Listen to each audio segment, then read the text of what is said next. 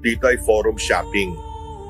Nandun na nga sa Senado, impeachment trial, pagkatapos maghahanap ka pa sa korte naman ng the same cases, no? Grave threats, yung unang-unang tinalakay sa impeachment trial, na nakita rin naman natin na may pinaghuhugutan yung bugso ng damdamin ni Vice President Inday Sara. Pero kaya halatang halata na persecutory lamang ito no?